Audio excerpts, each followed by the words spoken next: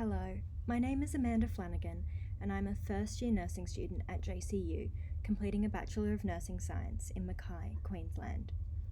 In this video, I will be discussing my thoughts on becoming a nurse in the context of Registered Nurse Standards for Practice, with a specific focus on Standard 1, thinks critically and analyses nursing practice, and how this will affect my future practice as a nurse.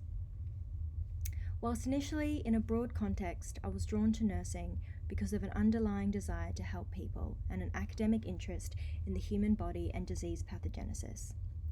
Daly et al. Helped me refine my motivations and delineate it from that of medicine, and that I am particularly drawn to becoming a nurse as it represents the confluence of science and caring. Distinguishable from that of medicine, nursing care centres around value-based care that focuses on a holistic view of the individual. It does this through an evidence-based approach that focuses on critically assessing and justifying actions. I believe that the critical thinking skills and the ability to collect and evaluate evidence in order to determine the appropriate course of action will be an essential skill in my practice as a competent nurse. This can be achieved through accessing and analysing best available evidence in order to inform safe, quality practice. Standard 1 reinforces the importance of this, and I hope to develop my critical thinking and clinical reasoning skills in order to deliver value-based care that draws upon best available evidence. Mackey and Basandowski in 2017 contend that evidence-based practice is central in reducing the theory to practice gap within the nursing discipline, and subsequently, refining this skill might help me assimilate as I navigate my way within a new clinical environment.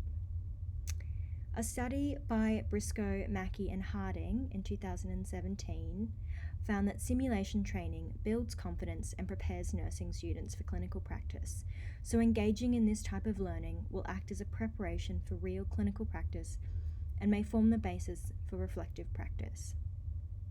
Consolidating this is the development of practice through reflection on experiences, knowledge, actions, feelings, and beliefs to identify how these shape practice. Standard 1.2. I worry that whilst the concept of reflective practice is a skill I can learn and refine, as a new grad nurse, a lack of experience in general would make this challenging. Understanding Patricia Benner's theory on nursing skill acquisition, I see that at the moment I am the novice, and I am at the novice end of the spectrum. In this, I recognise that I am learning about objective attributes, but lack situational experience to contextualise this. I hope that as I am exposed to different situations, I am able to reflect on my practice and increase my experiential learning. The concern that I have is reflected in the literature, with Murray, Saundon and Cope 2019 identifying that new graduate nurses and their respective patients are at increased risk of adverse patient safety events due to limited situational awareness. This can be eased by supportive mentorship and socialisation. So as a new nurse, I would look to work in areas that reflect this and have a supportive work environment. In preparing for practice as a nurse, and especially whilst I'm on clinical placements as a nursing student developing my skills, it is vital that I have a thorough understanding of my scope of practice. I want to be able to deliver the best possible care that I can, and by having a thorough understanding of the limitations of my practice and the boundaries to what care interventions I can deliver, I'm able to critically reflect on my actions prospectively. And this ensures that I am compliant with any legislative requirements and local policies and guidelines, including the Nursing Code of Conduct. It will also be vitally important that as a nurse, I ground my practice and the care I deliver in the ethical principles of healthcare. This is reflected in Standard 1 and also enables me to approach my future practice in a way that is ethically justifiable. To conclude, I believe the best way I can prepare for practice as a nurse is to use ethical principles as the foundations of future clinical practice and build on them with the integration of adherence to the nursing standards of practice.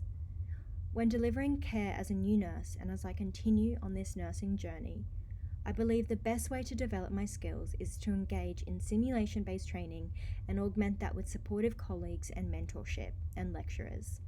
I understand that nursing is not a destination but a journey, and as described by Patricia Benner, I eagerly look forward to the opportunity to grow from being a novice to being experienced. Thank you.